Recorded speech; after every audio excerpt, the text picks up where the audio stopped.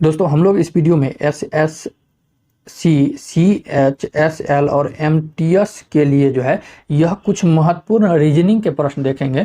जो प्रश्न दोस्तों आपके एग्जाम में डायरेक्ट जो है प्रश्न देखने को मिलेंगे। तो दोस्तों सारे के सारे प्रश्न महत्वपूर्ण है, इंपॉर्टेंट है और दोस्तों आप लोग जो है अपने से भी खुद से बनाने का भी प्रयास करेंगे। पहला प्रश्न कह रहा है दोस्तों, दी गई 4 संख्याएं हैं जिसमें से जो है 3 किसी प्रकार से संगत है और एक असंगत है, उस असंगत संख्या का चयन करना है। तो दोस्तों 3 जो है यह किसी प्रकार से संगत है यानी समान है और दोस्तों एक जो है वह कौन सा है, वह डिफरेंट है, अलग है, उसी को क्या करना है, तो यह चुनना है। दोस्तों आपके एग्जाम में डायरेक्ट इसी तरह से प्रश्न पूछे जाएंगे। तो जो लोग फॉर्म भरे हैं, जो लोग अभी तक एग्जाम में की तैयारी में नहीं लगे हैं, दोस्तों आप लोग लग जाइए। अब जो है बिल्कुल आपके पास समय नहीं है। तो दोस्तों ये 4 ऑप्शन दिए गए हैं जिसमें से कह रहा है 3 जो है यह समान है और एक अलग है, तो उसी एक को अलग को जो है यह चुनना है। तो दोस्तों देखने से कुछ पता चल रहा है, देखने से हमें यह पता चल रहा है कि ये 256 जो है यह क्या है, यह 16 का स्क्वायर है। कितना का स्क्वायर है, तो यह 16 का स्क्वायर है। बाकी सभी जो है यह किसी का स्क्वायर नहीं है।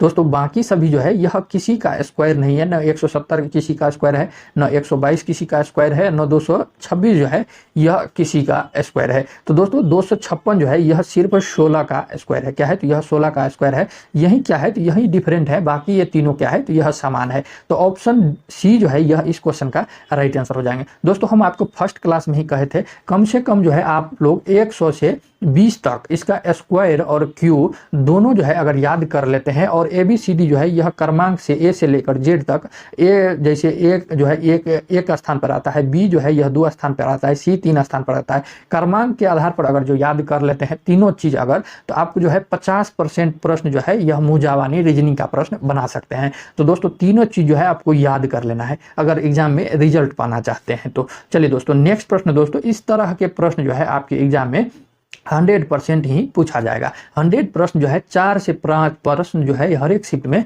SSC CHSL हो चाहे MTS एग्जाम हो, तो दोनों में जो है इस तरह के प्रश्न जो है 4 से 5 प्रश्न पूछे जाते हैं। इसीलिए दोस्तों महत्वपूर्ण है। कह रहा है कागज के एक टुकड़े को मोड़ने का क्रम और मोड़े गए कागज को काटने की विधि दी गई है। उस विकल्प का चयन करें जो यह दर्शाता हो कि पुनः खोलने पर जो है यह कागज किस तरह से दिखाई देगा। कह रहा है कोई कागज है, उसे मोड़ने खोलने और काटने में जो है यह मोड़ गया, फिर मोड़ा गया और काटा गया, तो अब जो है खोलने पर वह किस तरह का दिखाई देगा। तो ये दोस्तों क्या है, ये पेपर है। पहले इसे जो है ये चौखुट पेपर है, इसमें जो है पहले इस तरह से मोड़ा गया, फिर दोस्तों इस तरह से मोड़ा गया, फिर यहाँ पर काट दिया, फिर यहाँ पर काट दिया, फिर यहाँ पर काट दिया। तो जैसे आप लोग जो है उत्तर आकृति देख रहे हैं, पहले ये पेपर था, फिर ये जो है मोड़ के बना दिए, फिर ये जो है मोड़ के और काट दिए। तो पूछा जा रहा है, तो ये 4 जो ऑप्शन दिए हुए हैं, ये ऑप्शन दिए हुए हैं, तो खोलेगा वो पेपर को, तो यह चारों में से किस तरह दिखाई देगा।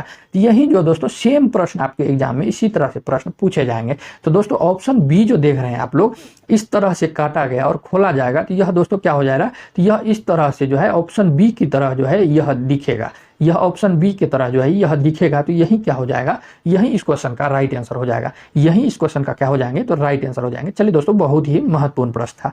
नेक्स्ट प्रश्न कह रहा है दिए गए समीकरण को संतुलित करने के लिए किन 2 चिन्हों को जो है यह संख्याओं को परस्पर बदल देना चाहिए।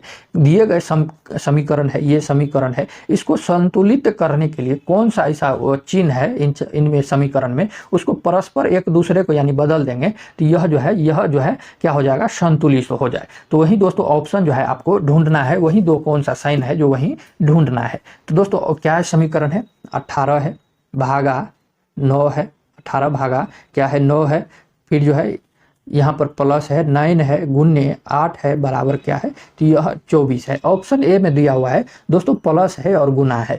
प्लस के जगह पर जो है गुना लिखना है और गुने के जगह पर जो है यह प्लस देना है। तो पहले हम लोग ऑप्शन ए चेक कर लेते हैं, कितना है, 18 भागा 9 है, तो इसको करेंगे तो कितना हो जाएगा, यह 2 बार में कट जाएगा और प्लस के जगह पर गुना कर देते हैं, 9 हो जाएगा और गुना के जगह पर यह प्लस हो जाएगा, तो यह कितना हो जाएगा, तो यह 8 हो जाएगा, बराबर यहाँ पर 24 दिया हुआ है। अब 9 दूना 18, 8 को जोड़ेंगे तो कितना हो जाएगा, तो यह 26 हो जाएगा, बराबर 24 है। तो ये क्या हुआ, तो यह संतुलित नहीं हुआ। तो ऑप्शन ए जो है हमारा क्या होगा, तो यह करेक्ट नहीं होगा। ऑप्शन ए जो है यह करेक्ट नहीं होगा। अब जो है हम लोग क्या करेंगे, तो यह ऑप्शन बी जो है हम लोग देखेंगे, क्या करेंगे, ऑप्शन बी जो है ये ऑप्शन बी में दिया हुआ है, ये क्या है, प्लस है और भागा है, यानी भागा के जगह पर प्लस और प्लस के जगह पर जो है यह भागा देना है। क्या है, 18 + 9 करेंगे और प्लस के जगह पर भागा 9 × 8 = 24 हो जाएगा। 18 और 9 को जोड़ेंगे तो यह कितना हो जाएगा, 18 और 9 को जोड़ेंगे तो यह कितना हो जाता है, तो यह 27 हो जाता है।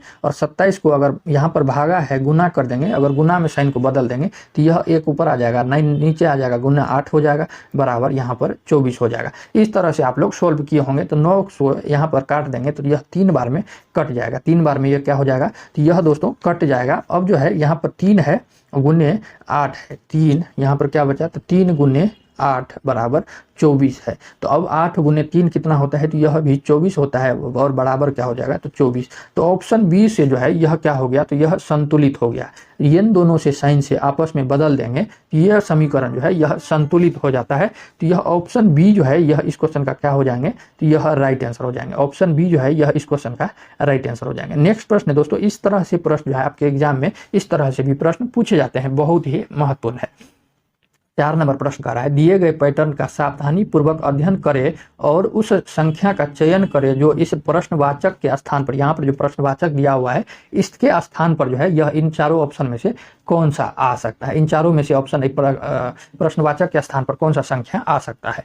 तो दोस्तों जो है इस तरह से और या इस तरह से, दोनों तरह से आप लोग सोल्व कर सकते हैं। तो दोस्तों हम जो है इस तरह से सोल्व करके आपको बताते हैं, आपको यह इस तरह से जो है सोल्व करके बताते हैं। क्या है, 5 है, 6 है, 4 है बराबर 26 हो गया, 7 है, 6 है, 5 है 37 हो गया, 4 है, 8 है, 10 है और यहाँ पर प्रश्नवाचक का स्थान है, यहीं पर कौन सा संख्या आएगा यही हमको निकालना है। तो दोस्तों यहाँ पर देखिए 5 है, 6 है, 5 और 6 को 5 × 6 और -4 करेंगे तो यह कितना होता है, तो 6 × 5 = 30 और -4 कितना हो जाएगा, तो यह क्या होता है, तो यह 26 हो जाता है। फिर उसी तरह 7 × 6, 7 × 6 लिख दिए और ये जो है इसको माइनस कर दिए तो यह कितना, 7 × 6 = 42 में से 5 घटाएंगे तो यह कितना होता है, तो यह 37 हो जाता है, 37 हो जाता है। और दोस्तों यहाँ पर क्या है, 4 है, 8 है, 10 है, फिर इसी तरह कर देंगे 4 × 8 माइनस यहाँ पर कितना है, तो यह 10 कर देंगे, इसको बराबर करेंगे तो कितना हो जाएगा, 8 × 4 = 32 और -10, 32 में से 10 घटाएंगे तो यह कितना हो जाएगा,